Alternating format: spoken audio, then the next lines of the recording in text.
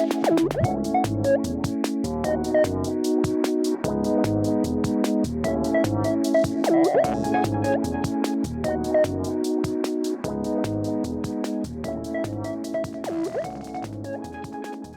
to another episode of Chasing the Muse. This is Broomwater. I'm here with Matt Steidel. Matt Steidel. How's it going? And we've got our guest here today, Scott Lee. Scott, welcome. Howdy. Good to be here. Yeah, thanks for being here, man. We're Facebook friends. We met. I kind of chased you online when I saw some of your music, and when I featured it on a website that I have, and kind of exchanged a few ideas on songs, and I thought it'd be great to have you on. So I'm going to give a little intro, and then we'll get into some conversation, okay? Sounds good. Appreciate you having me. Yeah, of course.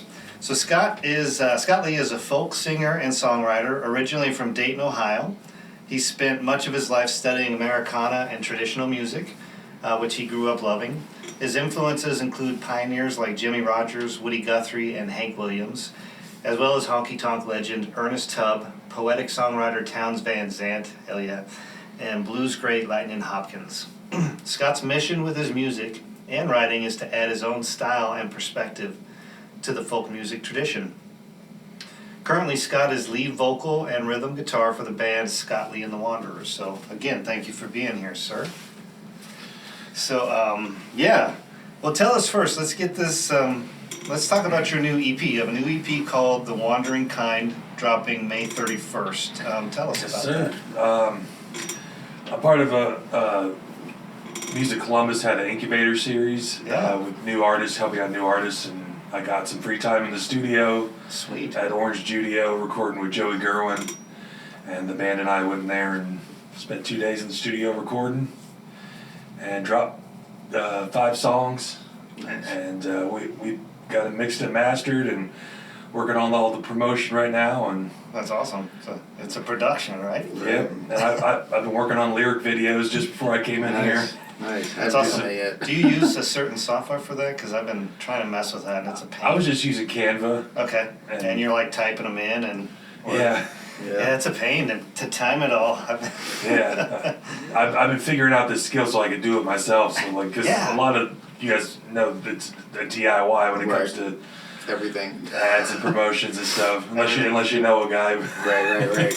Hopefully, somebody in your band will help you out a little bit.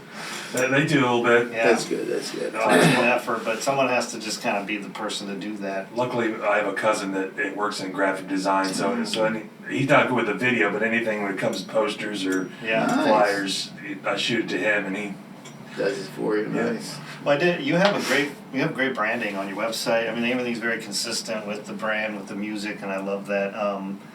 Tell us about the band that you're with now, the Wanderers. Tell us a little bit about them. When I recorded my last album, Junk Drawer Dimes, I kind of collected some musicians from around Columbus, and 2 of them are ones in the band. The drummer, which is my brother-in-law, Steve, and Steve Snyder, and then Billy Zainel. I know Billy. Yeah, he's on bass. Yeah, I know Billy. He used to play with Angela Purley. And he used to do his thing, the Playhouse or whatever. It was like more like drum and bass. Yeah. Electronica-esque. Right? Oh, that's cool. Yeah.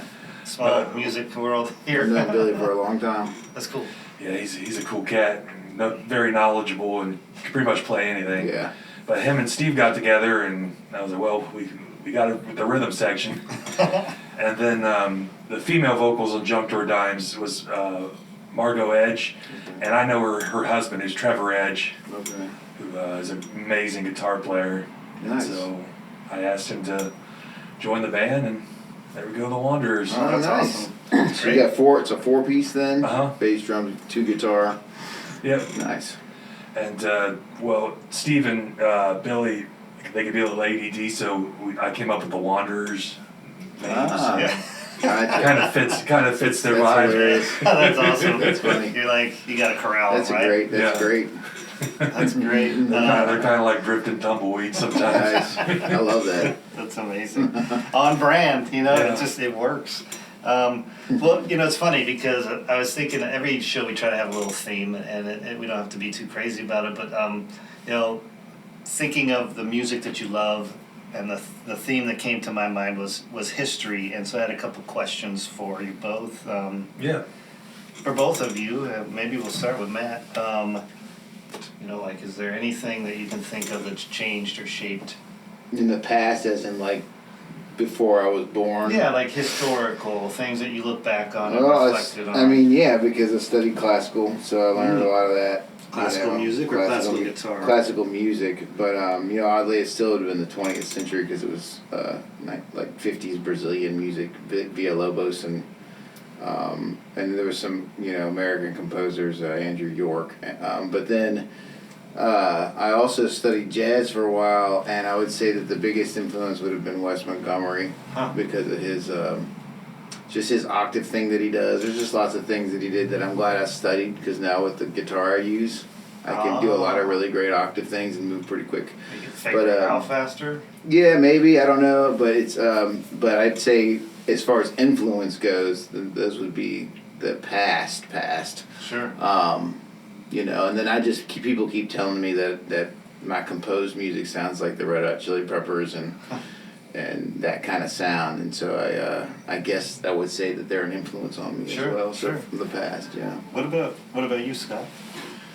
Well, I'm a lover of history. Yeah, you're an old soul, it seems like. Yeah, my wife thinks it's weird. She'll come in, I'll be watching history documentaries. I'm the same. But when I was like 14 or so, I discovered the music of Bob Dylan. Yes. And so I'm the type where I had to figure out who influenced him. Uh-huh. And then, well, that one of the main ones is Woody Guthrie. Yeah, yeah. Well, shit, who influenced him? And then it's just like a tree that goes back, you know. Next thing you know, I'm listening to old Irish folk songs. That's great. And blues songs. And so that's the history and like the cross-cultural piece of it that and tells you to. it's all interesting how it all connects and comes back, and it's really, at the end of the day, it's just somebody singing a song. We'll go cry a river, we'll go cry a river and float away.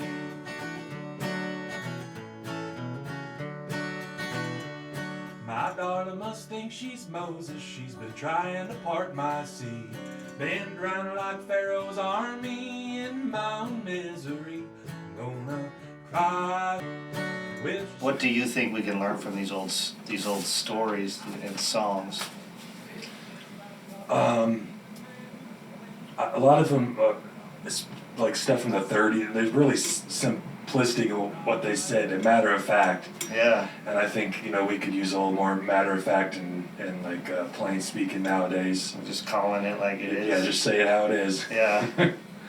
Well, that was kind of Woody Guthrie's thing too, but he did it in a clever way. Yeah. You know, he would say it without saying it. Yeah, he said what you were thinking. Yeah, exactly. Right. Well, I have another question for you both. I'll start with you, Scott. What's some of your earliest musical memories? My mom played piano, and I think that was probably my first musical memory. That's awesome. And she sang, and she did stuff like Camptown Races and The Entertainer, and just, you know, from old some school kind of. yes, old songbooks. Yeah, And yeah. that's probably really my earliest memories of music. And my grandpa played bluegrass music, Sure. so all that stuff with family, you know, runs deep. Yeah, yeah. Right, Well, your right. grandpa got you into all that music too, didn't he? The country stuff. Oh yeah, he old country. Right. Had all the old records. That's awesome. Oh man. What about you, Matt? What are your earliest musical memories? Oh, let's see. I do remember taking piano lessons when I was like, maybe I was 4. I was little. Oh wow. And I remember little things of I don't know, nothing that really would have influenced me at that point in my life, except for that I can remember my mom telling me that the teacher got mad at me because every single time I went to play whatever was written, I would make it up. It would be my own version of whatever was written, which I still do that to this day. It hasn't That changed. track says. Yeah, because I don't copy. I tend not to copy, right? So Right. that's probably the earliest of that I can think of as far as like when I remember, like, oh, I'm playing a piano. Right. And of course I switched to guitar, but I don't know. I never really put a lot of thought into it. Yeah. It's just interesting. Yeah.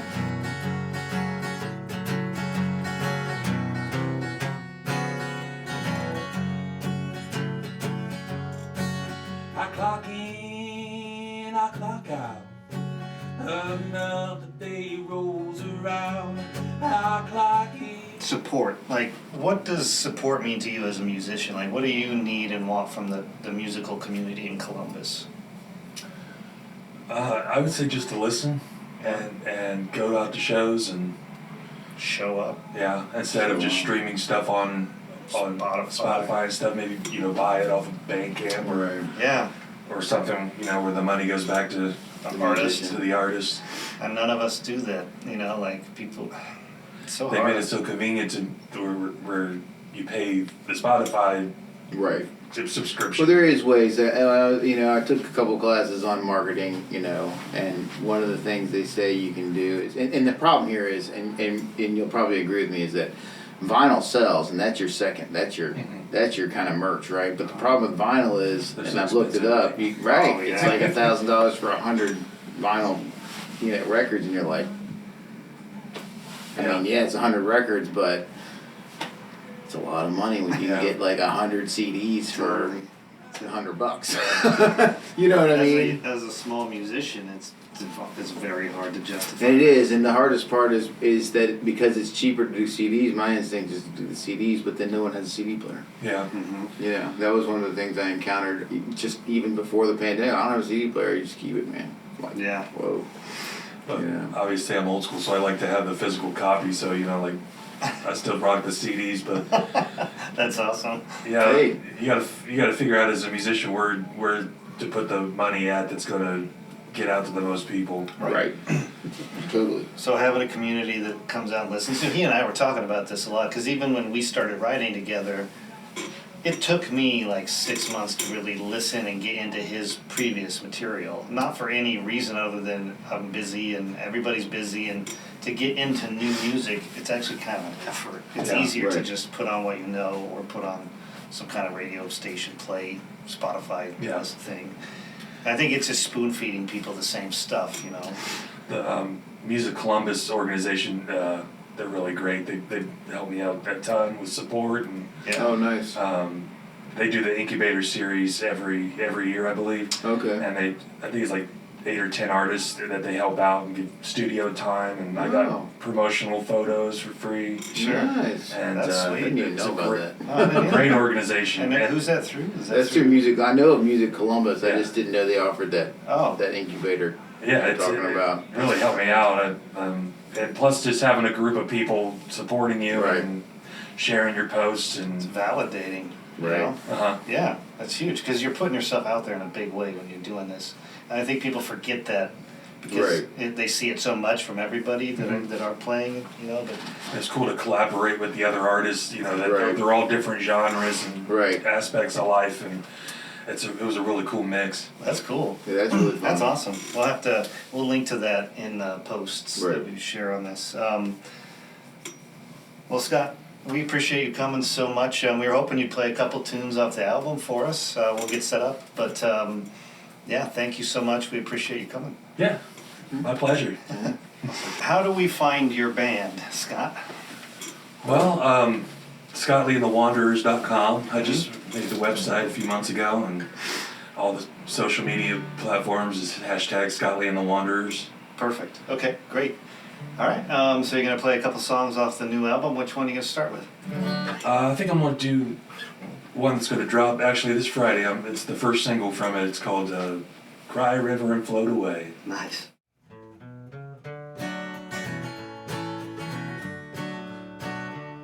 Last night I was complaining, my gal come walking in.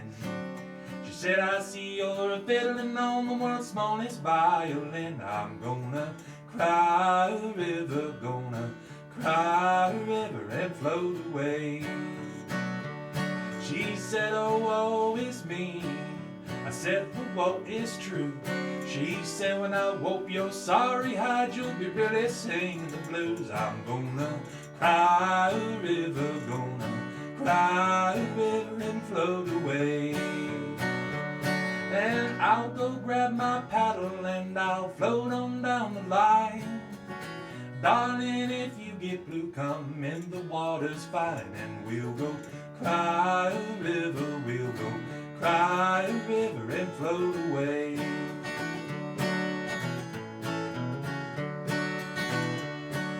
darling must think she's Moses. She's been trying to part my sea.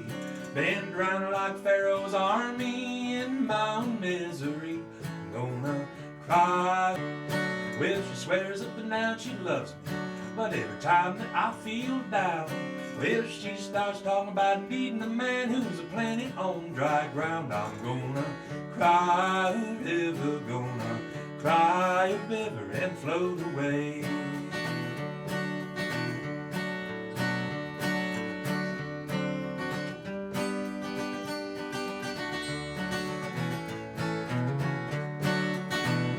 I can climb the tallest mountain, dive to the bottom of the deepest sea, but you better best believe the blues will follow old Scott Lee. I'm gonna cry a river, gonna cry a river and float away.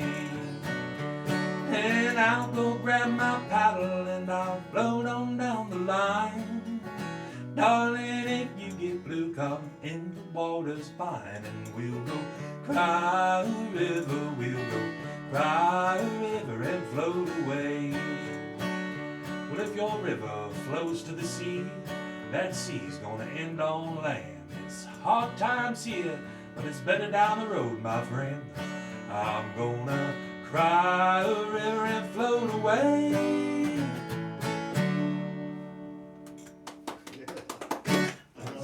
Good. Those are clever lyrics. Dropping this Friday. I love it. Okay, I'm gonna check it out for sure.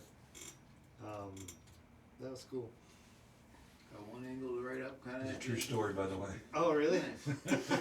No way. No, I can't remember what I was complaining about, but I like my wife come in, she's like, "Oh, you gonna cry a river?" And you're just like, That's how it works, ding. right? It's I was like like, a oh, lightning man. strike, right? Like So write a many song. songs come from Yeah. like my ex-wife at this point, but I can still remember like coming up with words and songs just from some stupid thing she said, yelling at me or whatever Yeah. it was. You know what I mean? You're like, wait, what? Hold on, say that Next thing you know, again. you got this whole thing. That's awesome. Okay, so Mr. Lee, what are we gonna play next? I think I'm gonna do the Factory Blues. I love it. This is a song I lived and breathed just today.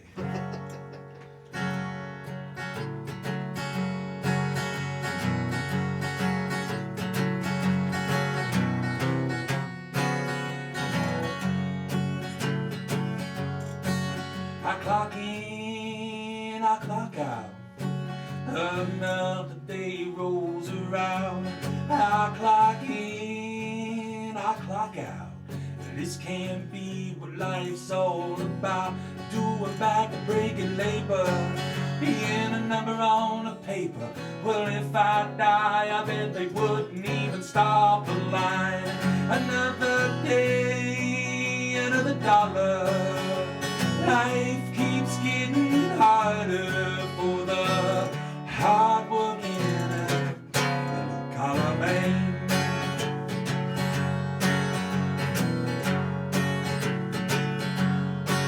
I get paid, then I'm broke. All the bills keep piling up. I get paid, what a joke.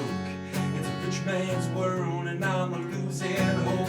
But I got a family to feed, so if there's overtime, I'll be out on the line, busting my ass for me and mine. Another day, another dollar.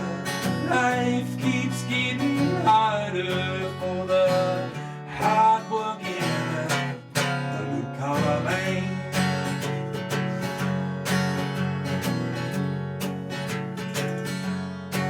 Machines hum, I've grown numb. It's been a long time since life's seen fun. Machines hum in my eardrums. My soul aches, but I gotta move on. Like my father before me, I work in a factory. I scrape my belly, and at night I hardly sleep. Another day, another dollar. Life keeps getting harder for the hard-working blue-collar man.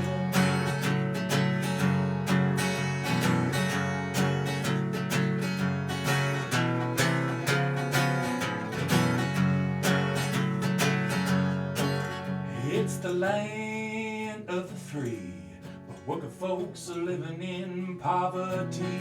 They say it's made for you and me, but we're divided on everything, while the rich are getting richer.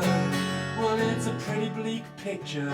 You work till you die and fight just to survive. Another day, another dollar.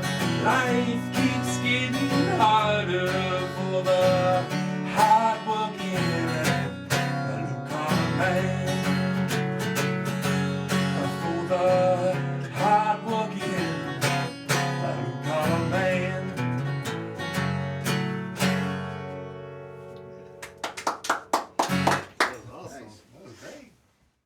And that wraps up another episode of Chasing the Muse. Stay in touch and you can listen more at broomwater.com/muse. That's BROOMWATR.com/MUSE.